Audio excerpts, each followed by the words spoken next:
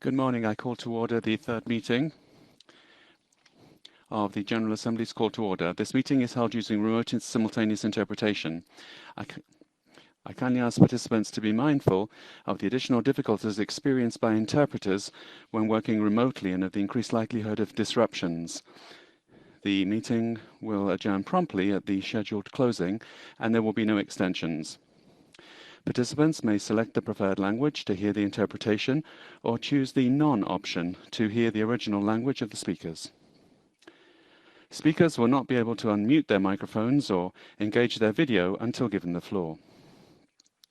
If you face audio or video issues during the meeting, please use the Restart All Lines button above the microphone icon. If the problem persists, please reload your browser. For technical support, you may also send a private message to the moderator of the meeting. May I remind delegates that the interactive dialogues serve to pose questions and make comments directed at the presenters. The delivery of written statements is strongly discouraged. I would request that the interventions be brief and concise, and that any questions to the presenter be made at the start of the intervention, as the microphones will be automatically muted when the allotted speaking time has elapsed. I now invite the committee to turn to agenda item 72, entitled Promotion and Protection of Human Rights, and its sub-items A to D. I now invite the chair of the Committee Against Torture, Mr. Jens Modvig, to make an introductory statement. Mr. Modvig, you have the floor. Thank you very much. Chairperson, distinguished delegates, colleagues and friends.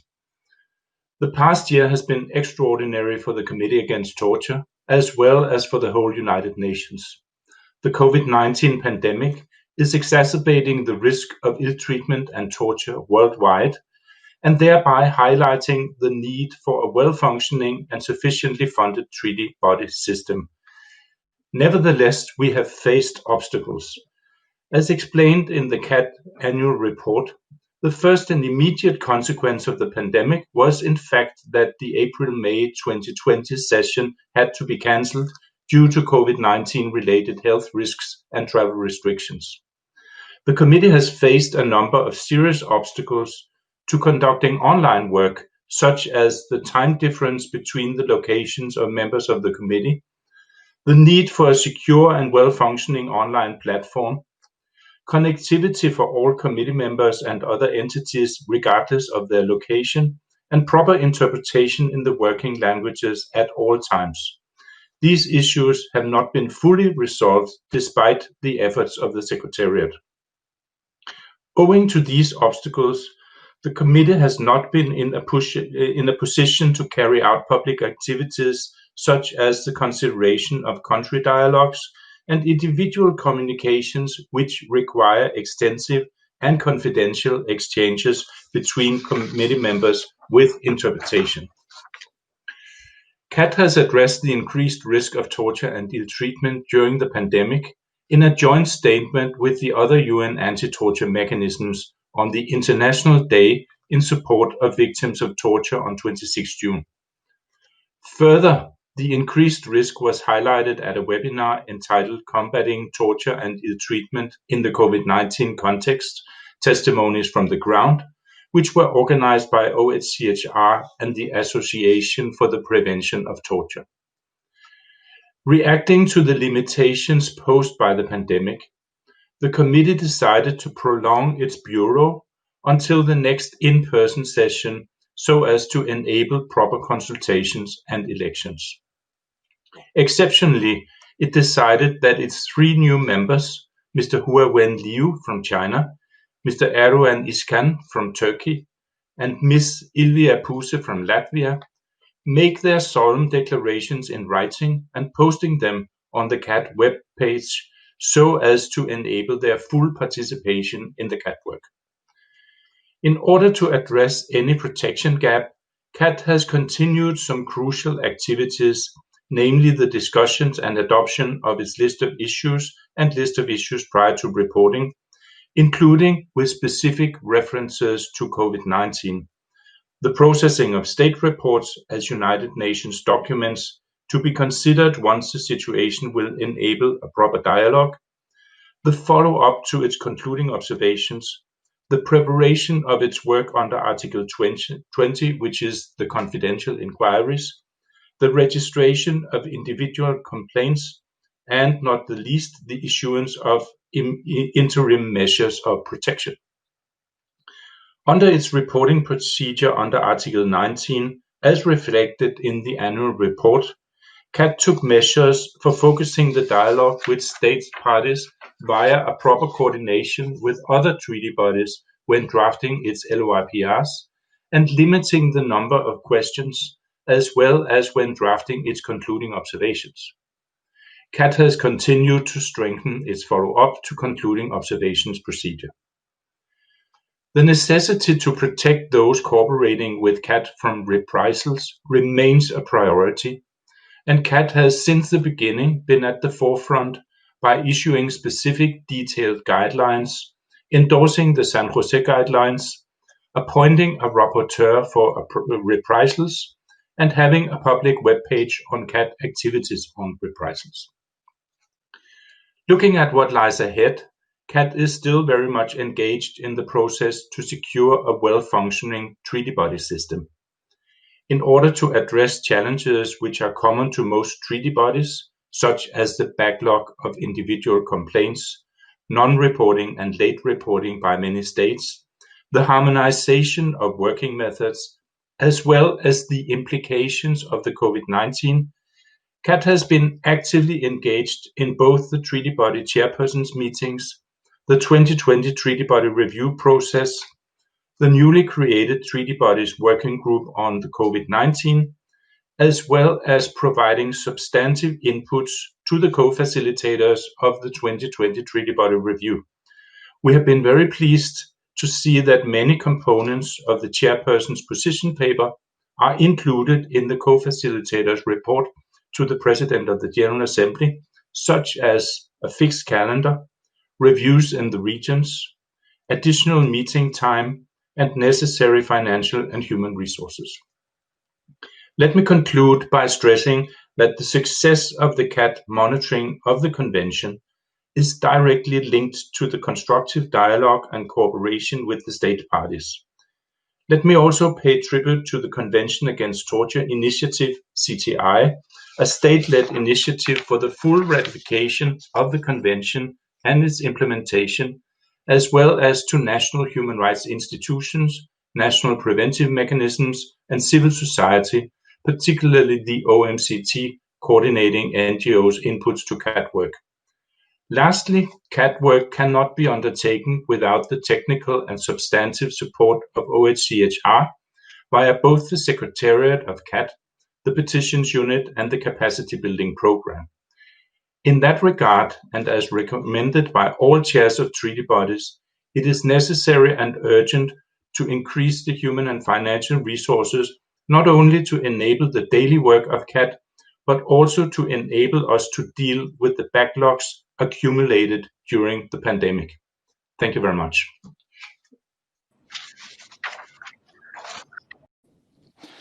I thank the Chair of the Committee Against Torture for his statement. I now open the floor for questions or comments to Mr. Modvig. As per past practice, I ask delegations to limit their comments to 2 to 3 minutes or less. Participants wishing to make comments and pose questions to the speaker are invited to use the dedicated speaker request form, which is accessible on the chat board of the Interprefy portal within the next 3 minutes, after which the list will be closed. I thank you for your cooperation. I now give the floor to the distinguished representative of Chile. You have the floor.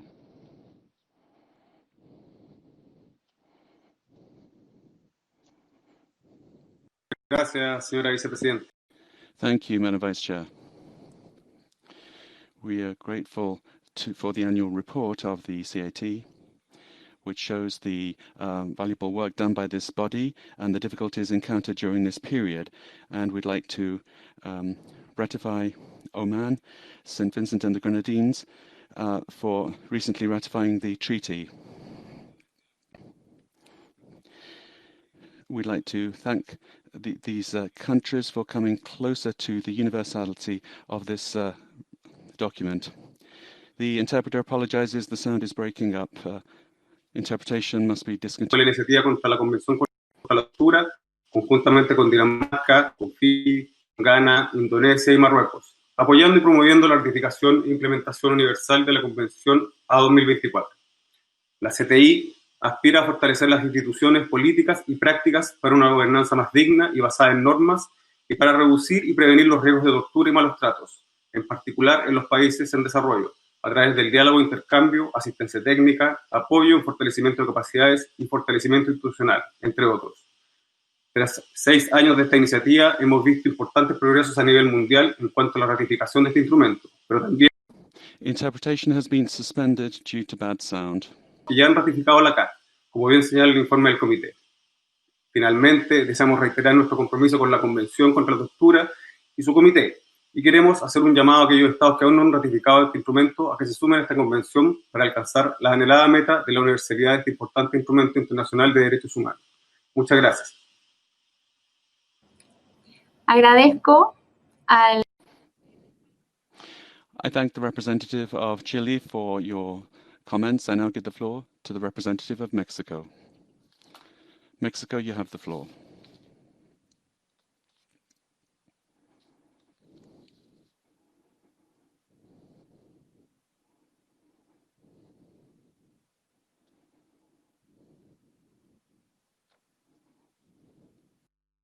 de México. Mexico, are you there?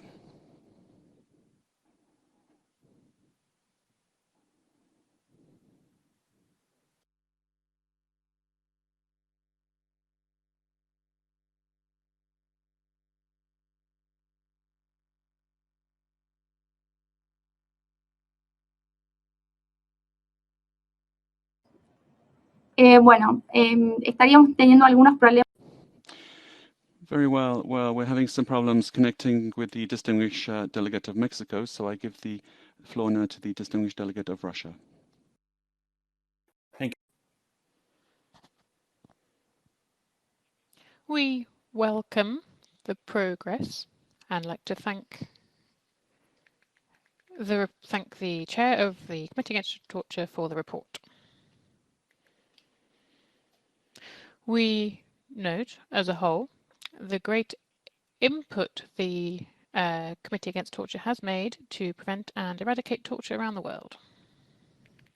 Our comments pertain to the process of review of the effectiveness of human rights treaty bodies and a request to the committee in this connection. Resolution 268 gave not just one extra week to the Committee Against Torture, but a whole extra session. And money and time was allocated for this purpose, for a specific purpose to address the backlog in their consideration of national reports. Nevertheless, this backlog is still there at the Committee Against Torture. More, it is also surprising to see that with an extra third session, the overall number of reports that have been considered by the committee remains the same number as when they had only 2 sessions a year. We can only explain this by the fact that the committee is using the specific time that has been allocated to them for other functions that have not been agreed upon by member states. So we believe that this is an acceptable approach, particularly given from the point of view of the Convention.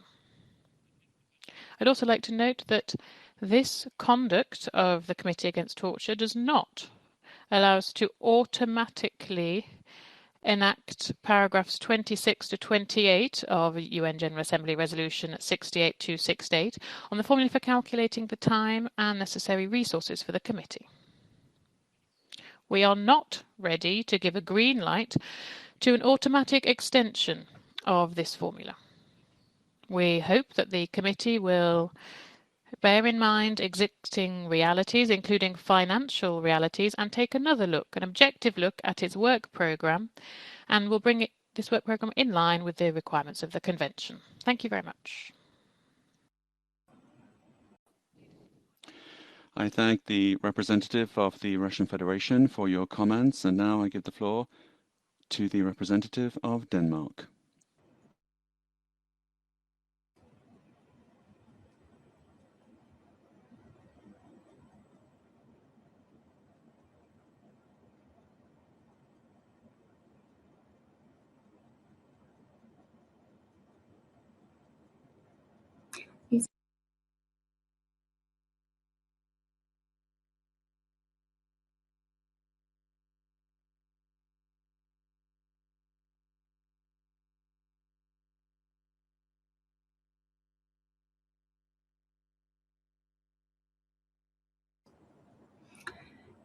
Bueno, estaríamos teniendo algunos.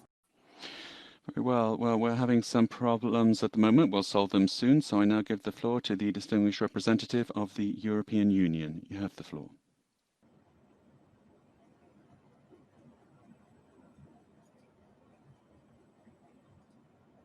Yes, thank you, Madam Chair. Can you hear me well? Okay. Yeah. Thank you. The EU is strongly committed to the fight against torture and ill treatment. We appreciate the opportunity to engage today with all three important actors within the field of fighting and preventing the use of torture and ill treatment globally. Mr. Modvich, the EU would like to thank you, your fellow committee members and your staff for all your work in supporting states to improve the implementation of the Convention Against Torture. We are pleased to see that the number of ratifications continues to increase. State parties reporting to the committee is crucial for the implementation of the Convention in the state party and the ability of the committee to carry out its function of monitoring that implementation. The EU acknowledges the amount of work both state parties and the committee conduct in connection with the state parties' obligation to submit periodic reports. Thus, the EU wants to thank you for implementing the simplified reporting procedure. We would like to ask you this question, Mr. Mosvik. What is your assessment of the simplified reporting procedure? I thank you. Agradezco al representante. I thank the representative of the European Union for those comments. I now give the floor to the distinguished representative of the Czech Republic. You have the floor.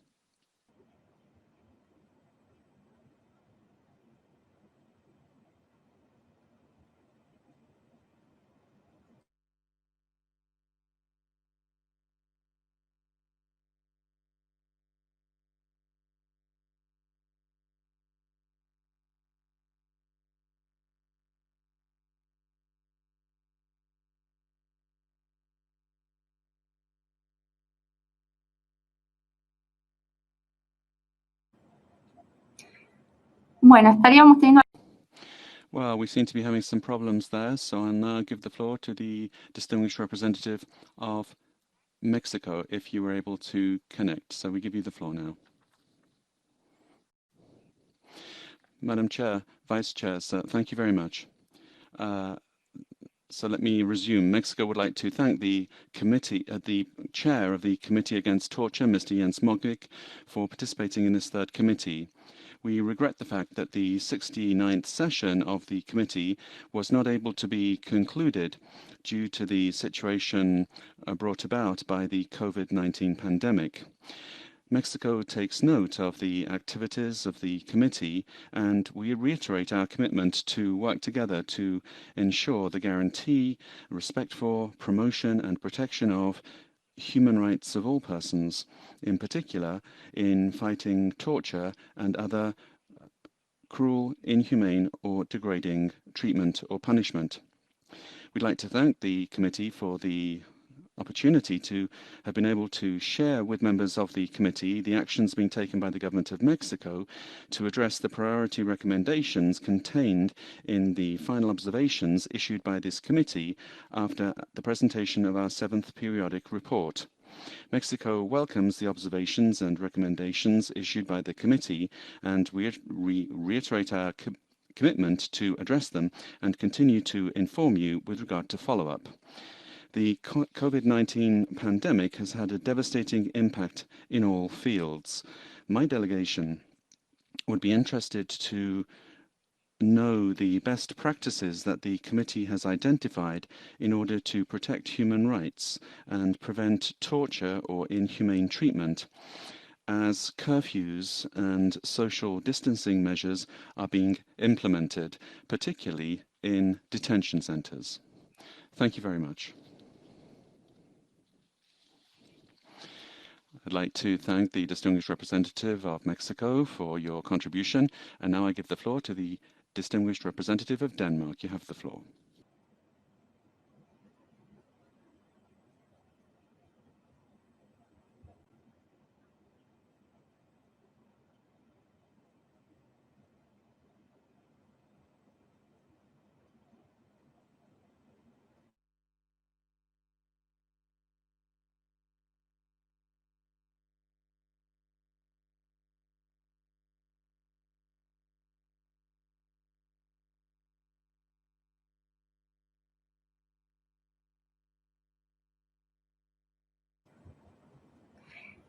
Quisiera recordarles a todos los I'd like to recall to all participants that once you've been given the floor, you have to press the orange button to ensure that we can get the audio and video for you on the platform.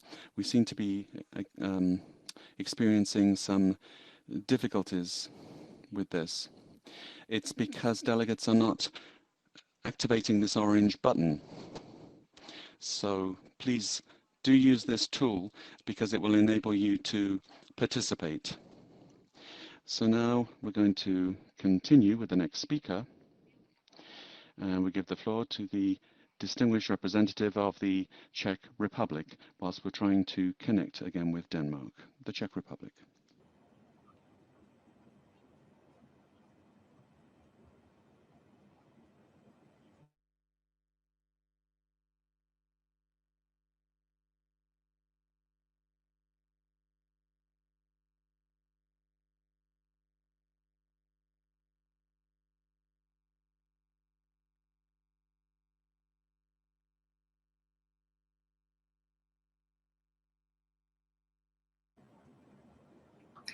Bueno, estimados colegas. Well, distinguished colleagues, we still have some technical difficulties with Denmark and Czech Republic. So I give the floor now to the distinguished chair of the Committee Against Torture so that he can respond to the comments that have already been made. You have the floor, sir.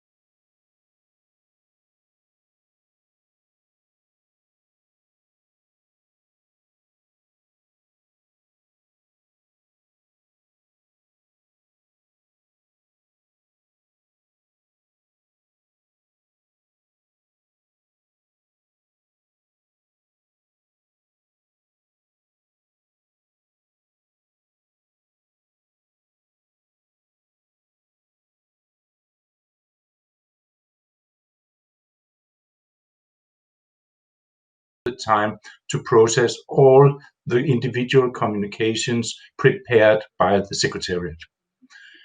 As for the question by the EU on our assessment of the simplified reporting procedure, I must say that we still consider this as a great success, which is an advantage both for the committee and for the state parties reporting. Out of our 170 state parties, 105 have accepted the simplified reporting procedures, and more do. Interestingly, in connection with the implementation of the predictable or fixed calendar, which could represent a capacity problem to many committees, we consider that the simplified reporting procedures could be very helpful. one of the models we have been discussing in the committee is alternating between a full review in Geneva and a focused review in the region or even in the country, following a 5-year reporting cycle. This would allow us to put forward a list of issues prior to reporting, very focused before the focused review, maybe just comprising 5 or 10 issues, and then request a report from the state party on these focused issues. So we do see that apart from being an advantage in general, the simplified reporting procedure could also be a very useful solution in implementing the predictable calendar. Thank you.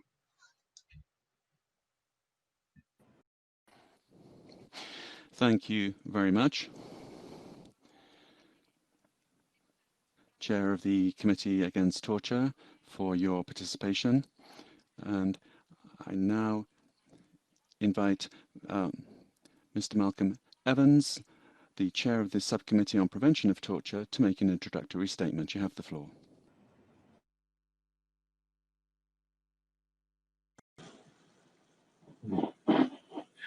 Madam Chair, this is the 10th and indeed the last occasion on which I will be addressing you concerning the work of the SPT, and it is certainly the strangest and in some ways the most challenging. Updating you on our visiting programme since we met here last year is relatively simple, as no visits by the SPT have actually been able to take place, and let me be clear why. It is because of the failure of the UN to provide the funds necessary to permit us to carry out our convention mandate. We fully understand the limitations on our work brought about by necessary restrictions resulting from COVID-19. However, our inability to undertake our work in visiting places of detention for the last 12 months is not just because of such restrictions.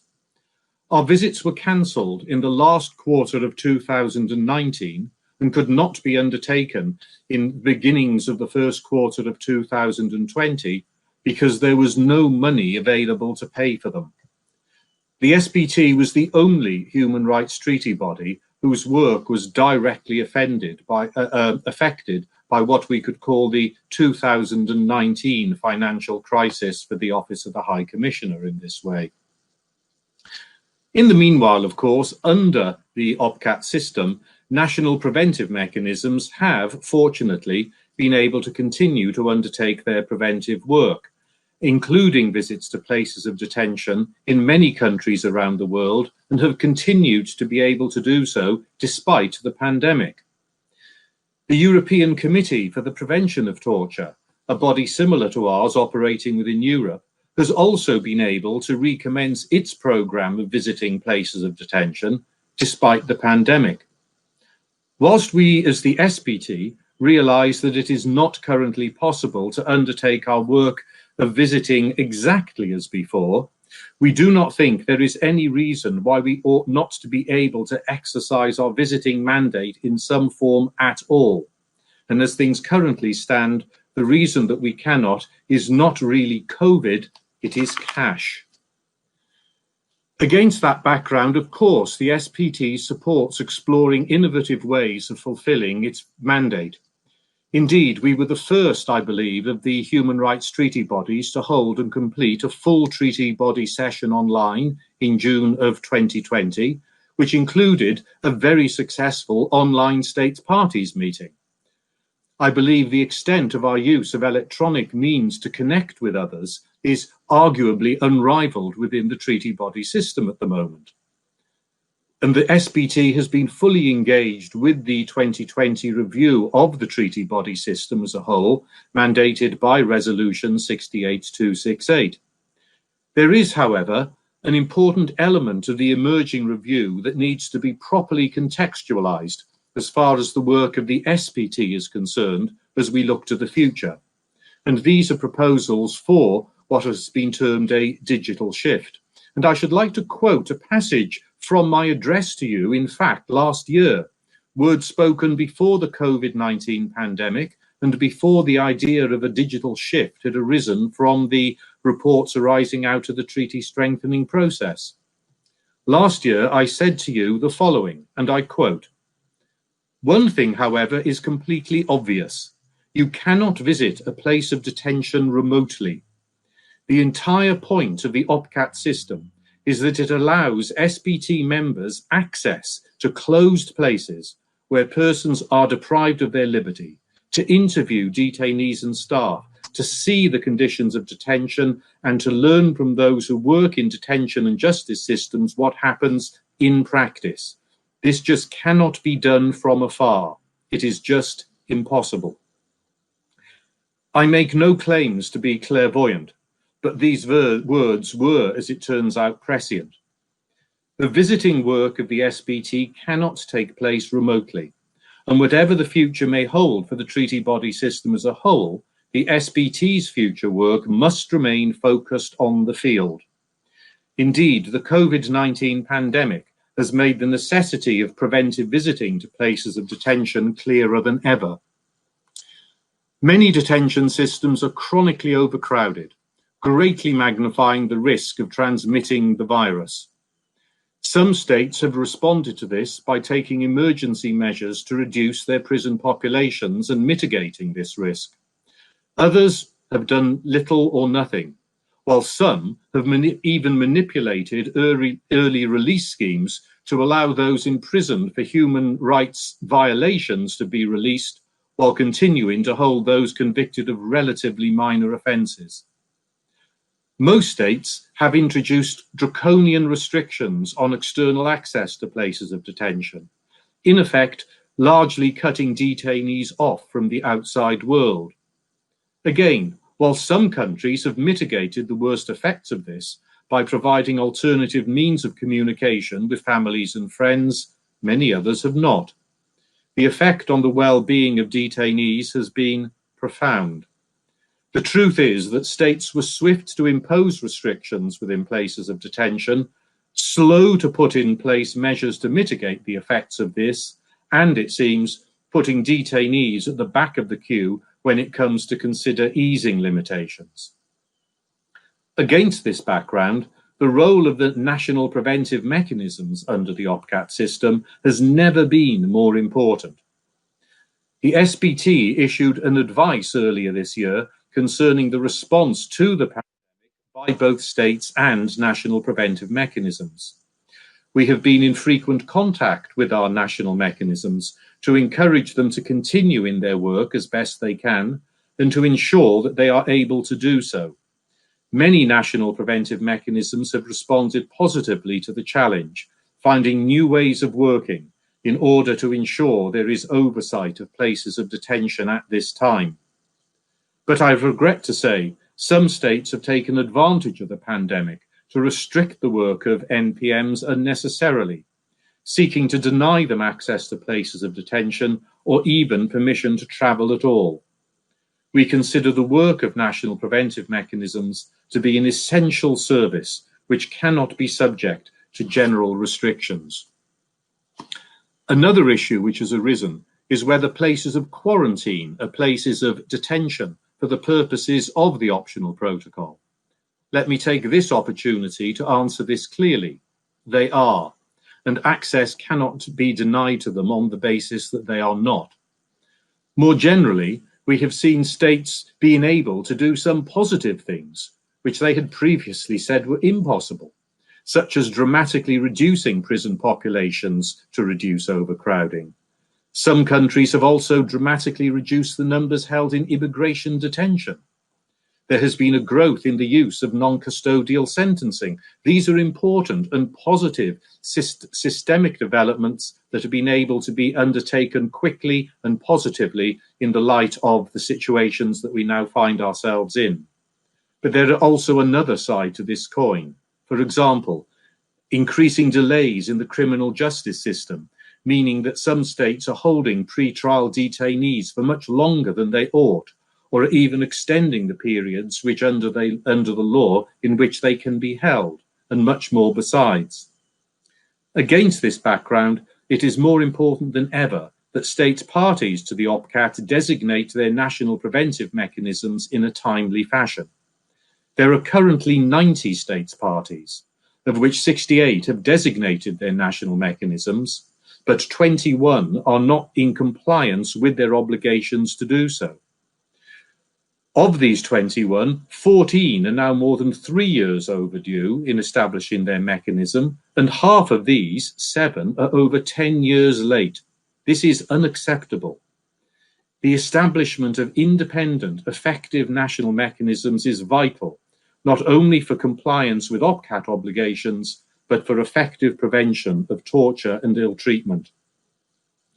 Returning to the SPT, even whilst we were unable to undertake our visiting programme, there is and remains much that we can do and should be doing in supporting the work of national mechanisms at this time.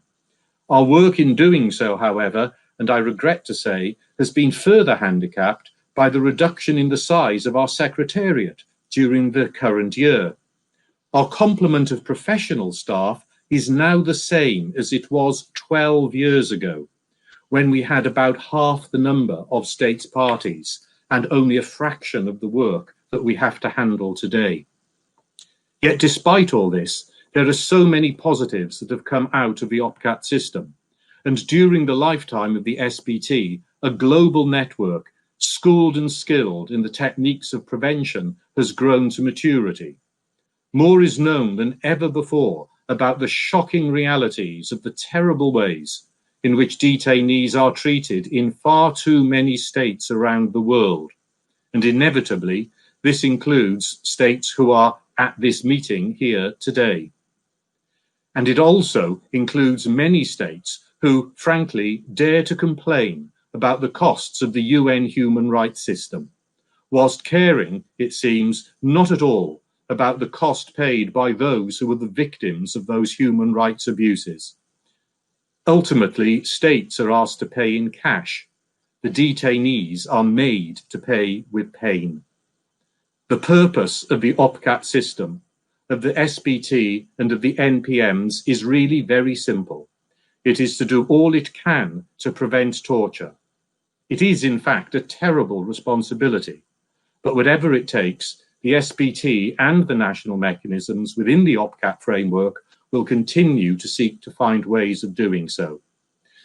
A fuller statement outlining our work across the year and our annual report have, of course, been circulated to everyone. And let me now thank you for your kind attention, and I look forward to responding to your questions. Thank you very much, Mr. Evans, for your statement. As per past practice, I ask delegations to limit their comments to 2 to 3 minutes or less. Participants wishing to make comments and pose questions to the speaker are invited to use the dedicated speaker request form accessible on the chat board of the Interprefy portal within the next 3 minutes, after which the list will be closed. I thank you for your cooperation. I now give the floor to the distinguished representative of Denmark. Denmark, you have the floor. Dinamarca tiene la palabra. Thank you, Professor Evans, Denmark wishes to extend a wholeheartedly thanks to you both and the dedicated members of SPT. We note with great appreciation the ever-increasing number of state parties to the optional protocol. Ratifying the optional protocol is an important part in the fight against the prevention of torture.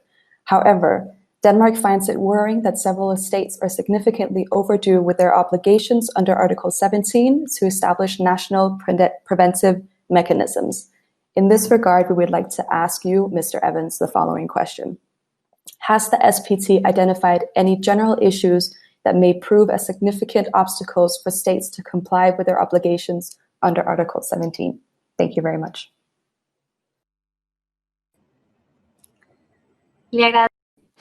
I thank the distinguished representative of Denmark for joining us and your contribution. I now give the floor to the representative of Brazil.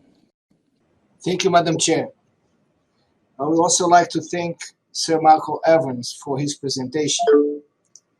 Madam Chair, Brazil remains fully engaged in preventing and combating torture in the country. In response to the current COVID-19 pandemic, we have taken concrete actions to protect the health and integrity of persons deprived of liberty in the country. At the outset of the pandemic outbreak, the National Council of Justice issued recommendations to courts and judges with the aim of reducing the prison population, promoting preventive healthcare procedures, and regulating prison visits. Likewise, the Ministry of Justice published comprehensive guidelines to protect the health and safety of people deprived of their liberty during the crisis. Brazil is committed to ensuring that its national system to prevent torture has the necessary means and resources to implement its mandate. As a federate state of continental size facing different conditions and challenges across diverse regions, we believe it is important to count on specific mechanisms at the state level to prevent and combat torture. Unfortunately, today, only a minority of the states have such dedicated institutions. To address such shortcomings, the federal government has further engaged with the states with a view to expanding the network of institutions across the country. We believe that the reforms currently in implementation at the federal level should facilitate this process and contribute to the consolidation of a more decentralized and effective system. We hope to expand our discussions with the subcommittee in the upcoming video conference to be held this year. I thank you, Madam Chair. Muchas gracias al distinguido. Thank you very much to the distinguished representative of Brazil for your participation. I now give the floor to the representative of Switzerland. Switzerland, you have the floor. Madam Chair, Switzerland would like to thank the chair of the subcommittee for his presentation. Switzerland welcomes the increasing numbers of states party to the optional protocol and the improvement of its implementation at the national level. Studies show that visits to detention facilities is an effective way of preventing torture and inhuman treatment, which has a positive impact on society in its entirety. Nonetheless, because of COVID-19, visits to detention facilities is no longer possible, or only possible in a limited measure in some countries. Visits to detention facilities are crucial, especially in the current climate, to ensure the effective protection of detainees. Chair of the subcommittee, sir, I'd like to put two questions to you. Firstly, how does the subcommittee help authorities of states parties to deal with the pandemic? Secondly, what are the expectations of this subcommittee vis-a-vis the authorities of the states parties in the current situation? Switzerland would like to thank the members of the subcommittee for their commitment and the excellent quality of their work. Thank you. A la representante de... I thank the representative of Switzerland for your statement, and I'll give the floor to the distinguished representative of the European Union. EU, you have the floor.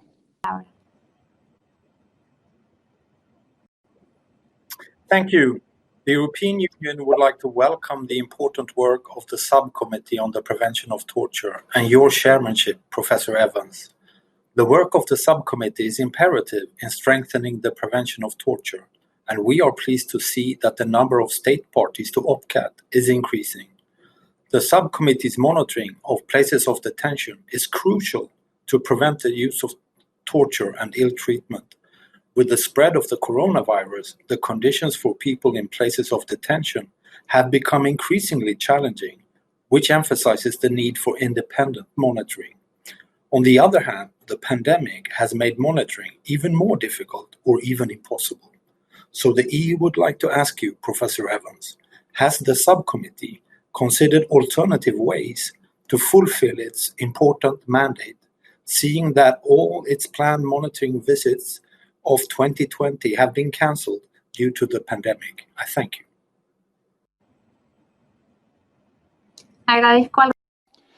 I thank the representative of the European Union for your statement, and I'll give the floor to the chair of the subcommittee on prevention of torture, Mr. Evans, to respond to the comments or questions posed.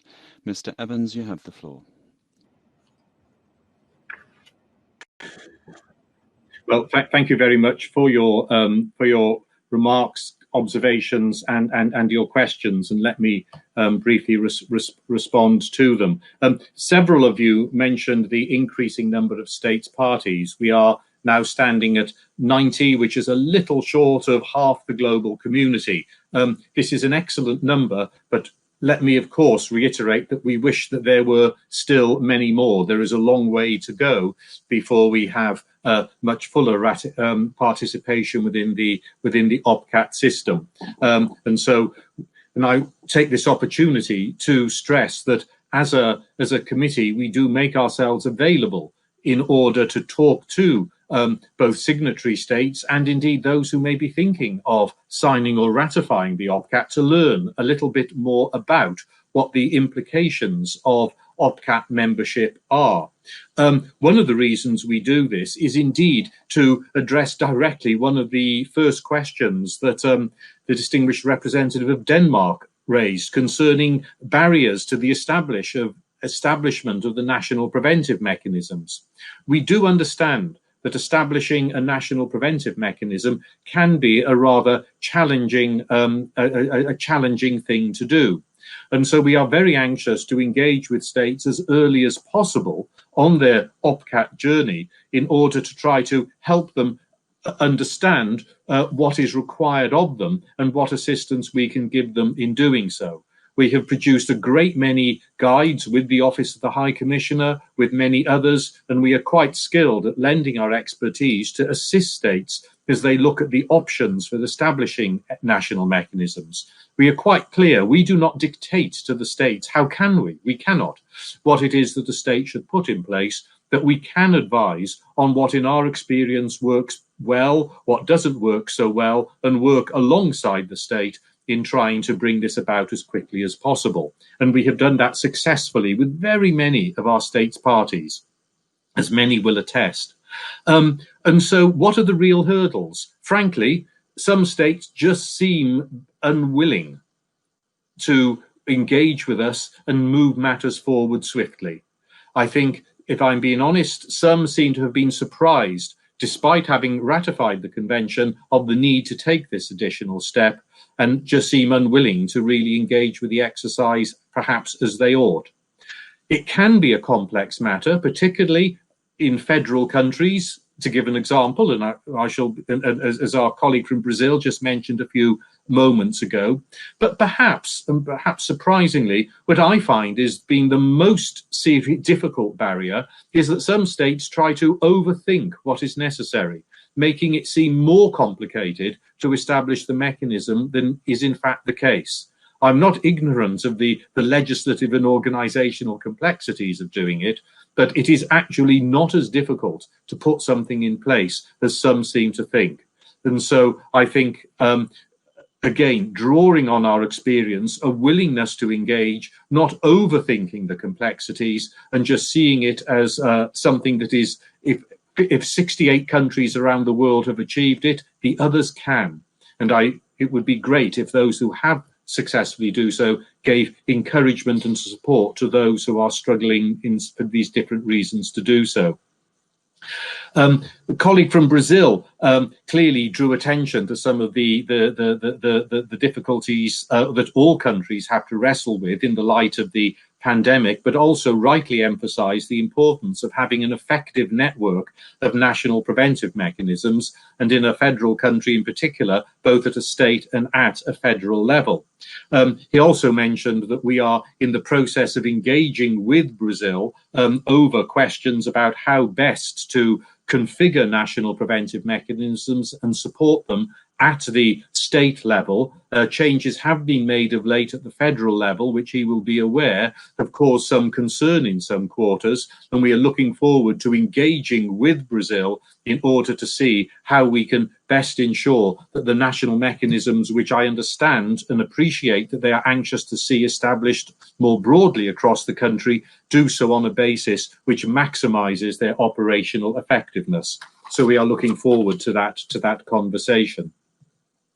I've already mentioned, some of the questions about how we help states parties. Switzerland asked about what some of the expectations should be for of states parties in times of the the pandemic. The first thing that we would stress is that some states have frankly taken the opportunity to say that national mechanisms just cannot visit places of detention.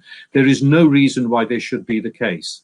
Many countries still allow such visits, but obviously subject to necessary limitations on restrictions from an operational point of view, reflecting the realities of the places of detention themselves. What in our experience is required is a conversation between those trying to effect the monitoring and those responsible for the running of the place in a constructive way, understanding the parameters of what each needs to achieve to find ways in which it can be done.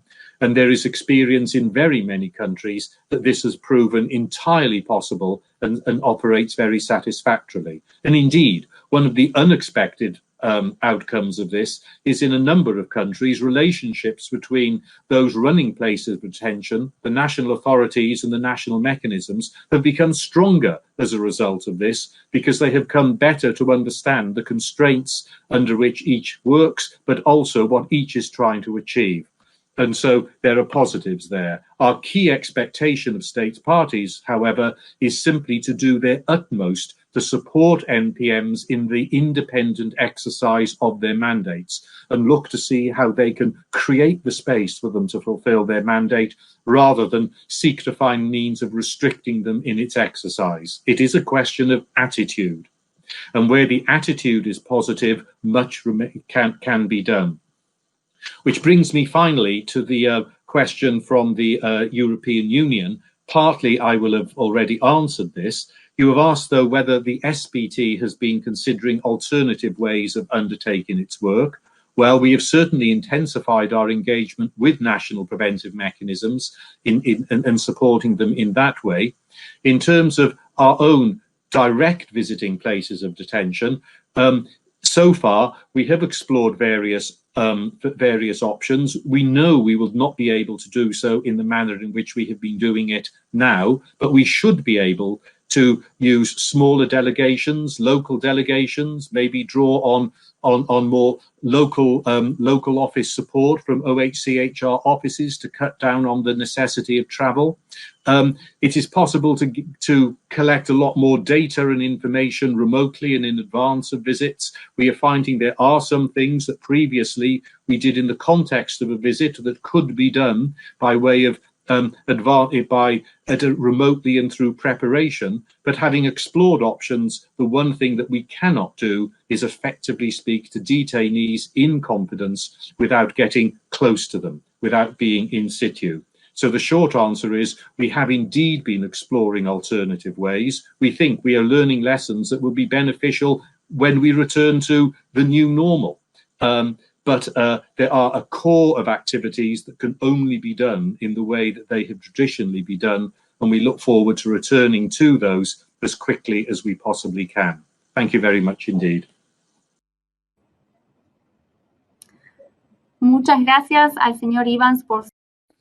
Thank you very much, Mr. Evans, for your participation in this debate. Now, I invite the Special Rapporteur on Torture and Other Cruel, Inhuman or Degrading Treatment, Mr. Niels Menser, to deliver an introductory statement. You have the floor.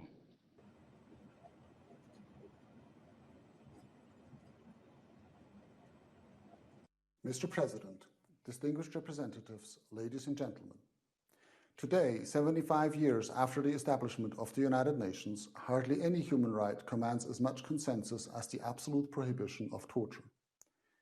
In reality, however, torture and ill-treatment continue to be practiced with impunity throughout the world. The stark discrepancy between the universal prohibition and the worldwide complacency with such abuse is not a singular phenomenon, but highlights a more generalized gap between the declared ambitions and the actual practice of human rights protection. In fact, the persistent failure of the international community to eradicate torture and ill-treatment exemplifies the broader incapacity of contemporary governance systems to fulfill the promises of the UN Charter, the Universal Declaration of Human Rights, and the 2030 Agenda for Sustainable Development. In response to this sobering reality, my newest report takes a step back from the usual legal and policy discourse and explores the phenomenon of torture and ill-treatment from the scientific perspective of neurobiology and social psychology. Overall, the resulting findings strongly suggest that the root cause for the persistent complacency with torture and ill treatment is not primarily a lack of expertise, resources, or normative consensus, nor generalized malicious intent, but lies in neurobiological and psychosocial factors that have shaped human decision-making throughout history. Most notably, contrary to the presumptions of rationality, morality, and public interest which underlie modern statehood, most human decision-making, in fact, remains guided by largely unconscious emotional impulses, pursues perceived short-term self-interest, and is consciously rationalized only ex post facto. This also applies to complex collective decision-making processes such as democratic elections, political appointments, judicial oversight, media reporting, and even the formation of public opinion more generally. Human self-interest has multiple aspects, including self-preservation, self-determination, self-affirmation, self-justification, and self-gratification. In normal circumstances, the natural human pursuit of self-interest will be expressed in line with surrounding moral and legal order. However, when distorted by excessive fear, pathological dysfunction, or experiences of trauma, perceived self-interest can trigger serious human rights violations which are irreconcilable with universally recognized legal and moral norms. In such situations, both perpetrators and bystanders tend to suppress the resulting moral dilemmas through largely unconscious patterns of self-deception and, in particular, through denial of fact, denial of responsibility, or denial of wrongfulness. Clearly, as a matter of law, such patterns of denial cannot under any circumstances justify torture or ill treatment. As neurobiological and psychosocial patterns of self-deception, however, they severely impair the ability and willingness of political leaders, judges, officials, the media, and even the general public to accurately perceive and act upon allegations of official misconduct.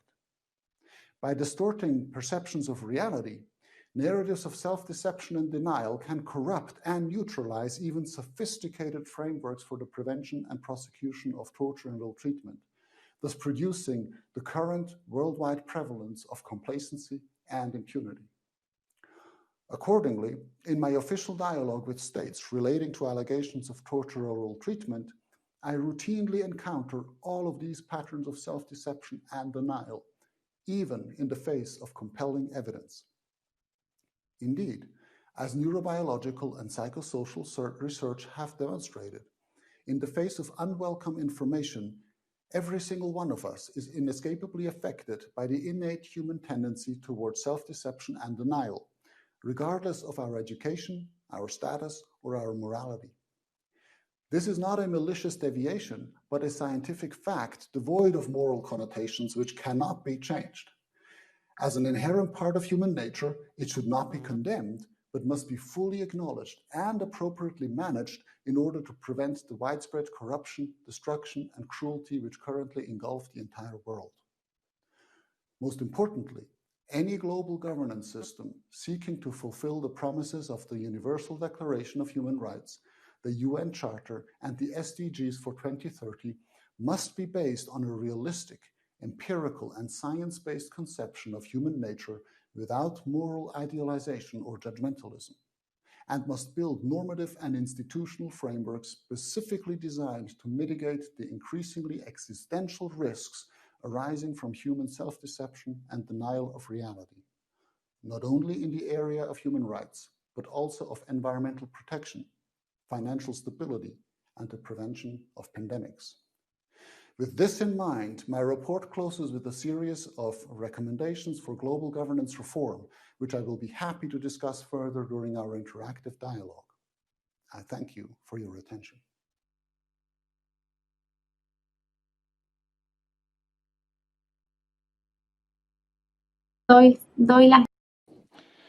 I thank the distinguished Special Rapporteur for his statement. I now open the floor for questions or comments to Mr. Meltzer. I reiterate, as I said previously, that delegations should limit their comments to 2 to 3 minutes. Participants wishing to make comments and pose questions to the speaker are invited to use the dedicated speaker request form accessible on the chat board of the Interprify portal within the next 3 minutes, after which the list will be closed. I thank you for your cooperation. I now give the floor. Well, we're going to begin the interactive dialogue, and I give the floor to the distinguished representative of Morocco. Morocco, you have the floor.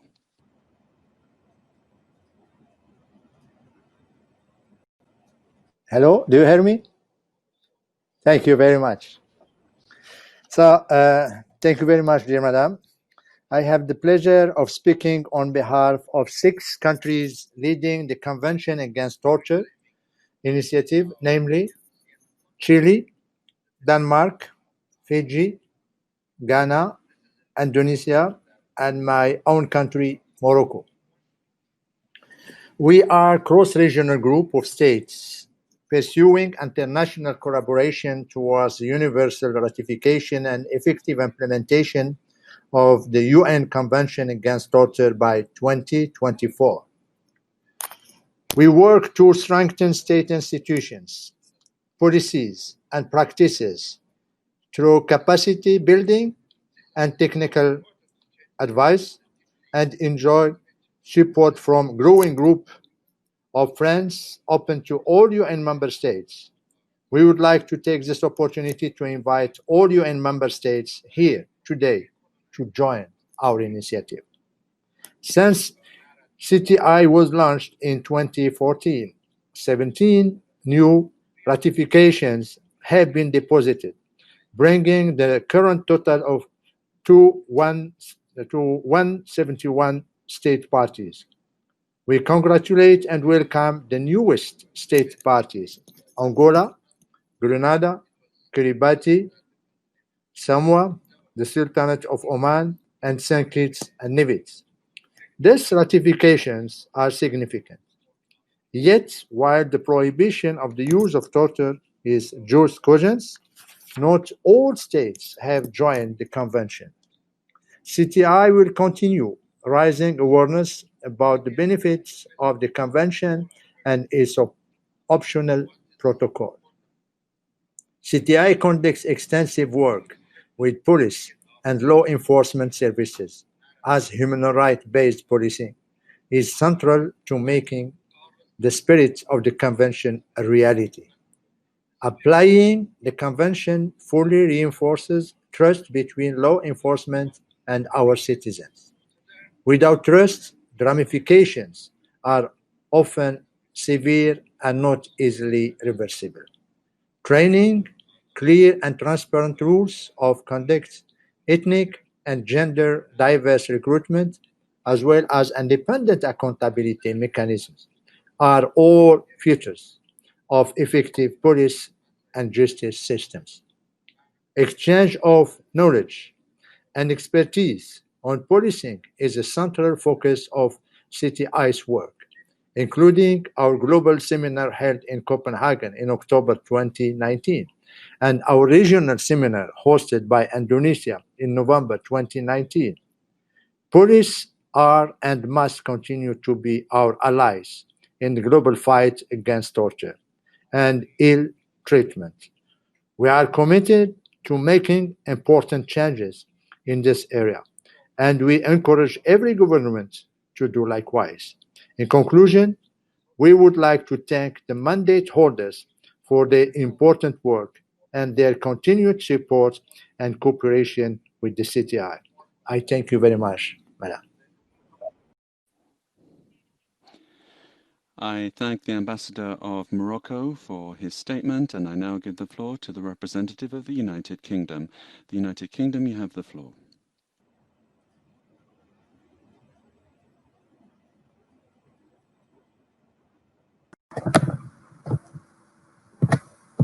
Thank you, Mr. Chair. I hope you can hear me.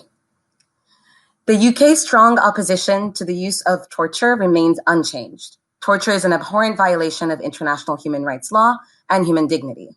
Its impact on societies and individuals is devastating. The UK works closely with international partners to eradicate this abhorrent practice. Madam Chair, the UK is also committed to upholding our obligations under international law and calls upon countries to comply with their international legal obligation. The UK is a long-standing, strong, and vocal supporter of the optional protocol, and we encourage states which have not yet done so to ratify, sign, and implement the UN Convention Against Torture. Finally, Madam Chair, torture prevention is integral to the UK's rule of law programs, which aim to build security and stability overseas. The UK continues to support global torture prevention programs, including the work of the Association of the Prevention of Torture. The question I would ask today is, what can states do to widen the implementation of the optional protocol? Many thanks, Madam Chair. Muchas gracias a la... Thank you very much to the distinguished representative of the United Kingdom. I now give the floor to the representative of Denmark, followed by Switzerland. Denmark, you have the floor. Thank you, Madam Chair. I hope you can all hear me. Mr. Melzer, Denmark would like to start by thanking you for your continued efforts in the field in the fight against torture. In your most recent report, you shed light on psychological torture as part of the prohibition against torture in Article 3 of the Convention Against Torture. As it is a significantly overlooked aspect of the prohibition against torture, Denmark appreciates your effort to bring attention to this important matter. We are continuously alarmed by the prevalence of this phenomena, including during investigations. Hence, Denmark agrees with your invitation to states to actively support the ongoing process towards developing international guidelines on investigative interviewing and associated safeguards. Building on this, Denmark would like to ask you, Mr. Melzer, what other initiatives do you consider important in preventing and combating psychological torture? Thank you very much. Muchas gracias. Thank you very much to the representative of Denmark. I now give the floor to the distinguished representative of Switzerland. You have the floor.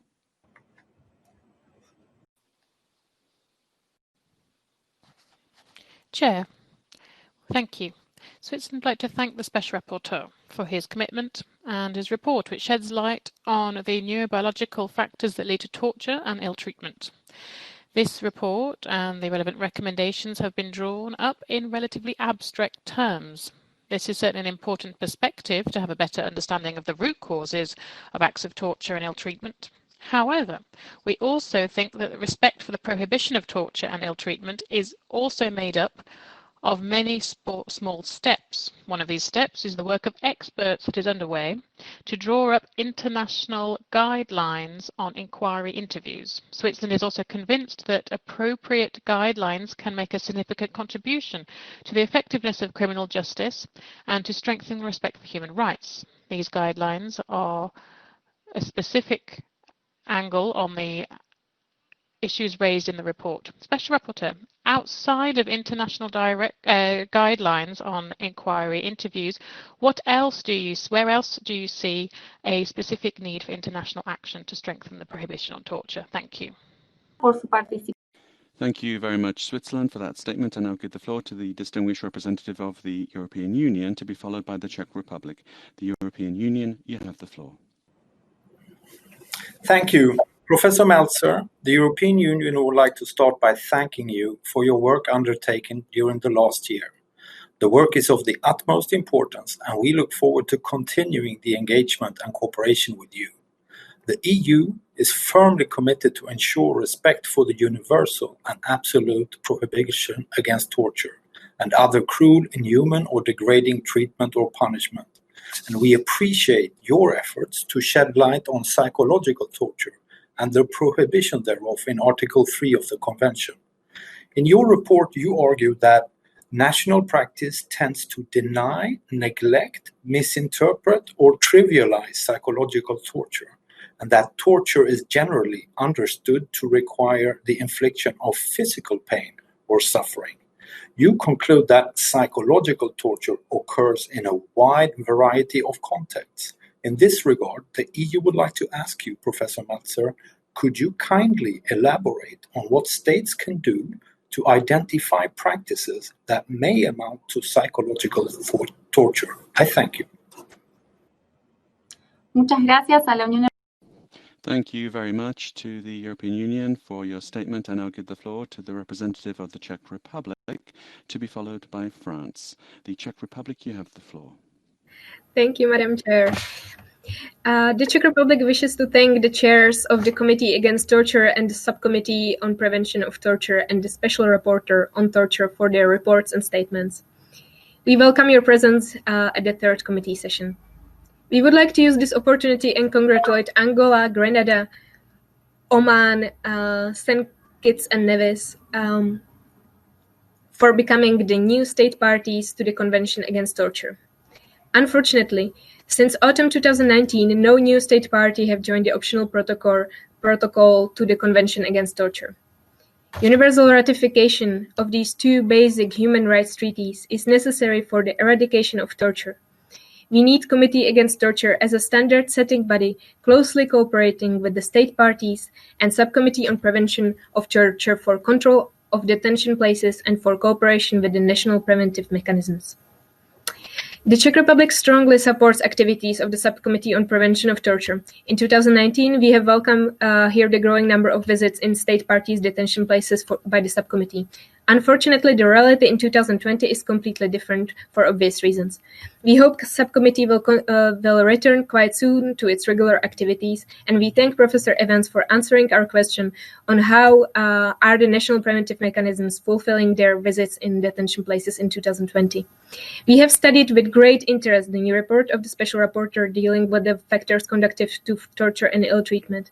It is important to repeat that prohibition of torture is universally recognized and absolute and non-derogable.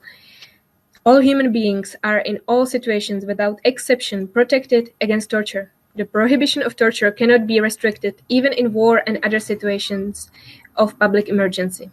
Still, we can read in the submitted report that torture and ill treatment continues to be practiced with impunity throughout the world. How can we, as individual countries and as international community, help to uproot this scourge? Thank you. Muchas gracias a la representante de República Checa por su.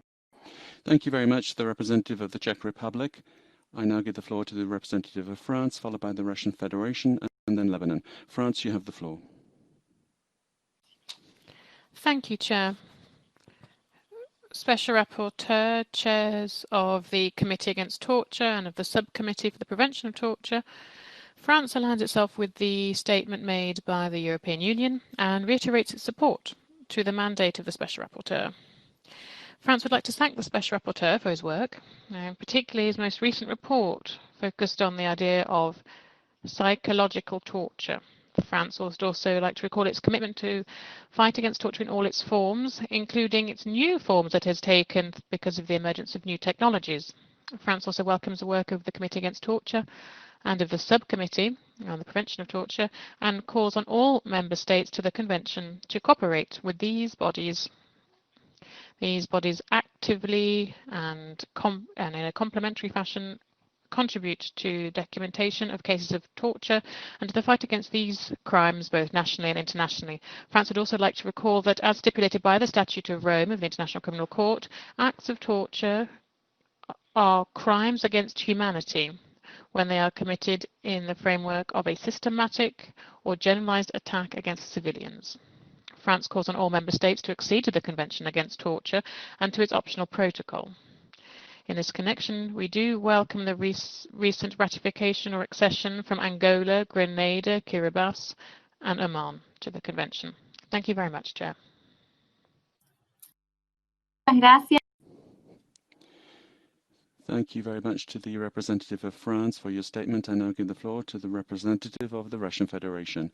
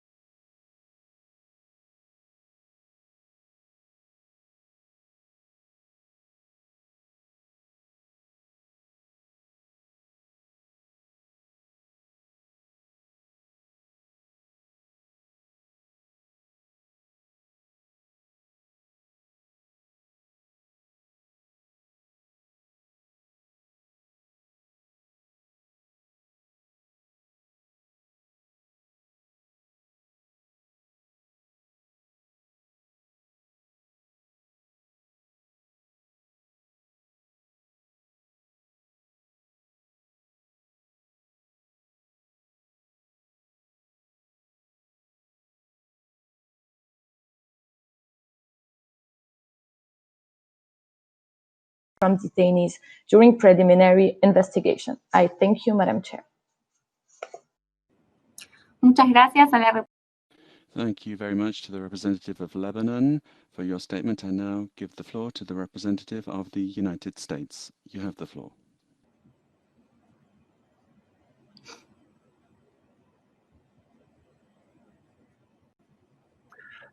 Thank you very much. Thank you, Dr. Meltzer, for your work on this important issue. We take this opportunity to register our categorical rejection of torture and cruel, inhuman, or degrading treatment and punishment. As Secretary Pompeo stated on September 23rd, the human rights enshrined in our founding documents abhor the notion of torture in any form. America's values are universal values, and they are based on the sanctity and protection of individual rights. The United States played a leading role in enacting the Convention Against Torture, and we remain trailblazers in the campaign to end torture and related practices worldwide. We are staunch advocates for the rights of the victims of torture. We continue to provide support to the UN Voluntary Fund for the Victims of Torture and other programs that assist in the rehabilitation process, as well as advance the elimination of torture through effective awareness campaigns and human rights trainings for security and law enforcement officers. No society can be free, nor any individual secure when torture is permitted. We call on all countries to ensure their policies and practices conform to the Convention Against Torture, investigate credible claims of torture, hold violators accountable, and condemn nations that fail to do so. In China, more than 1 million Uyghur Muslims and others have been detained in internment camps in Xinjiang with credible reports of torture, forced labor, and involuntary sterilization. In Belarus, NGOs have documented over 500 cases of torture of those unjustly detained following public protests. In Venezuela, the UN fact-finding mission's September report concluded that there was a reasonable basis to conclude that the illegitimate Maduro regime committed systematic human rights violations, including torture, amounting to crimes against humanity. While we appreciate the Special Rapporteur's work, we disagree with many of your report's conclusions and recommendations as they relate to lawful U.S. practices that cannot reasonably be considered torture or cruel, inhuman, or degrading treatment or punishment, as well as references to our actions with regard to the Assange and Manning cases. Our question for you is, what steps can the international community take to help support documentation of reports of torture in order to promote accountability? Thank you.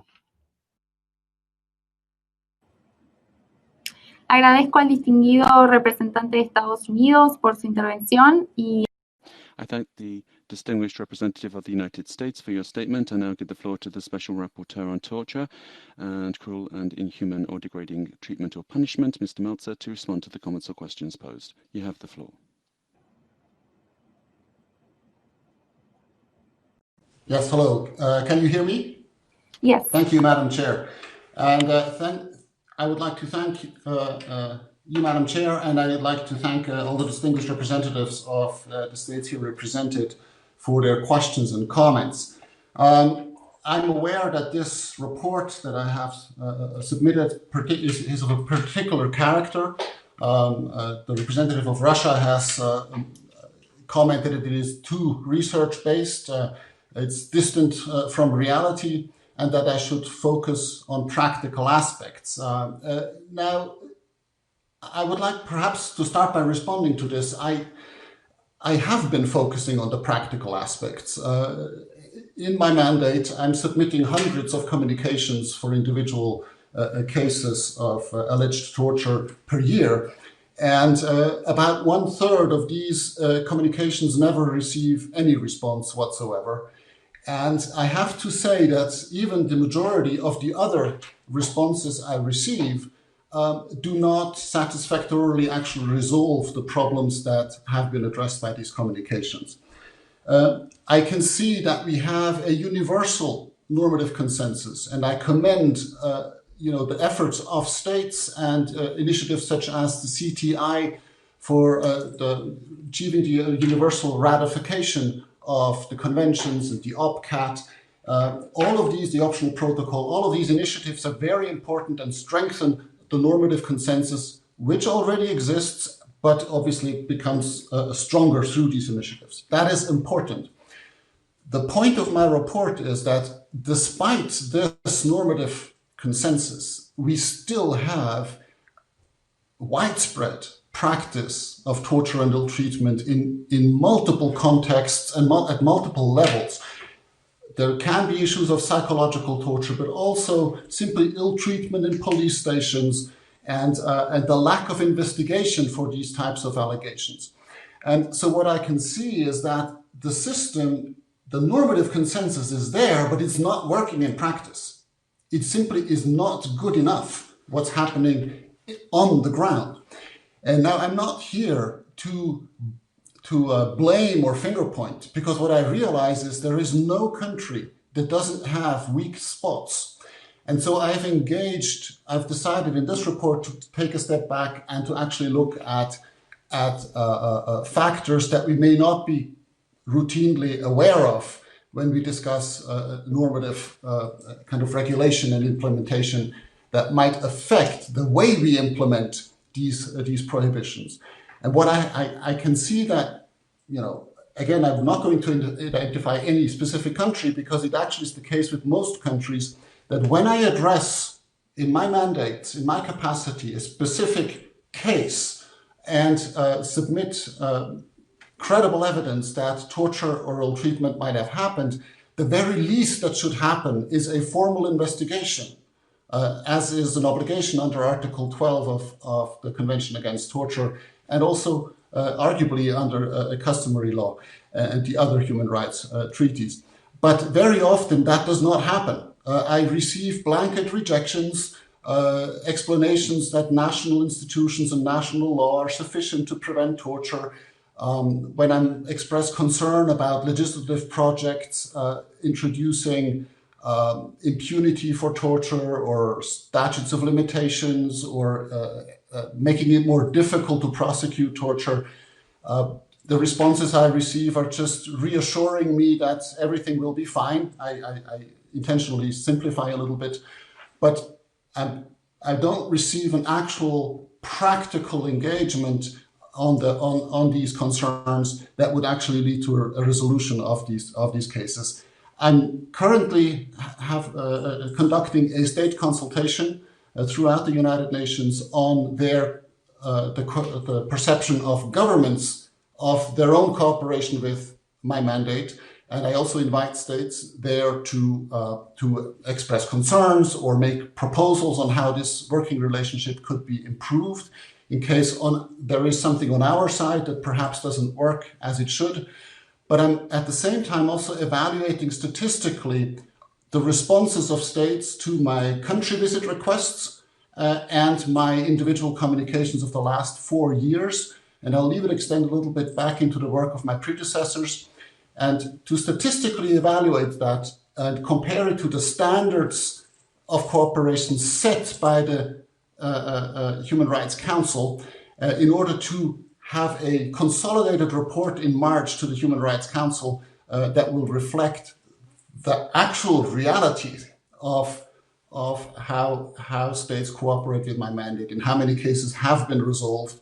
And I'm not saying that states have to agree with the allegations transmitted, because there are allegations, but at the very least, they should, in each case, engage in a prompt and impartial investigation as required by the convention, and then report back to my mandate in detail as to the findings. In most cases so far, the responses I receive to communications are simply not living up to the standards set by the Council itself. And again, I'm not suggesting malicious intent. I think it's more that states have settled into a kind of a relaxed into a mode of cooperation that has become almost ritualized, but where they're no longer actually resolving the cases as would be expected of these mechanisms. And I also would like to point out, and that's why my report is broader, the same issues have been observed by some of my colleagues in other mandates, which I'm obviously not reporting on, but we felt that we have to look into the more generic root causes for the failure of an excellent normative system with excellent mechanisms and excellent institutions that have been created by you, the states, in order to ensure compliance with the prohibition of torture and ill treatment and other human rights. And why does that fail in practice, even 75 years after the universal recognition of the prohibition of torture? And there we have to look a little bit further than just a lack of expertise or guidance. While I recognize that clearly these processes in developing guidance for non-coercive interviewing, for example, are crucial because they will build the capacity of institutions to implement the prohibition and to train their law enforcement officers. And that's very important, but it is not sufficient, because what we also see is that very often judicial institutions, judicial mechanisms, the courts, the judges, trust the police more than they will trust the victims that report abuse. And very often they refuse to actually engage into the investigations that they should engage in, based on their personal relations, based on these patterns that I described in my report. So I think we should be honest with ourselves. It happens to all of us, also to us in our mandates, that we ignore certain facts in good faith, just because out of a routine on how mechanisms have been constructed. So I certainly did not want to stay theoretical with my report. My recommendations in the end are quite concrete if they are being implemented. The main focus would be that we need to have transparency and accountability in all exercise of government authority, a judicial authority. What we see currently worldwide is a tendency towards more secrecy, towards prosecuting and even persecuting whistleblowers and persons that expose misconduct, including torture and ill treatment. And we're going in the wrong direction there. It is very important that there be a maximum of transparency, that secrecy or confidentiality be limited strictly to what needs to be withheld from the public in the interest of personal privacy and intimacy, and these types of aspects are very narrow questions of national security. But what we see by and large is that the argument of national security is overexpanded to impose secrecy on actual government misconduct, and the result is that we have impunity and a widespread complacency in the public. So I ask you to look with fresh eyes on my report, not as a report that criticizes states, but that intentionally bases itself on objective science. So it's not a moral issue, and puts a mirror in front of all of us, including the mandates, the experts, but also the government officials, look at in the mirror and see this is how we're functioning, and then build our institutions in order to mitigate the risks that result from our very human nature. And that includes certainly at the very core transparency, so the opposite of secrecy, and accountability in any case. So I thank you very much for your questions, your attention. I hope I responded to most, if not all, your questions in a satisfactory manner, and I look forward to continue the cooperation with you. And in closing, would simply also invite you to engage with the state consultation, which formally has ended today, but which I'm absolutely willing to extend a few weeks if there are states that still want to respond. Thank you very much, Madam Chair. Back to you. Thank you very much to Mr. Melzer for your participation in this interactive dialogue and your responses there. So, distinguished colleagues, we've heard the last speaker on this item. The committee will continue to hear statements by special procedure mandate holders and other experts this afternoon, 15th of October at 3 p.m., pursuant to our program of work. The meeting is adjourned. I thank you all and I wish you a good day. Thank you very much. Gracias.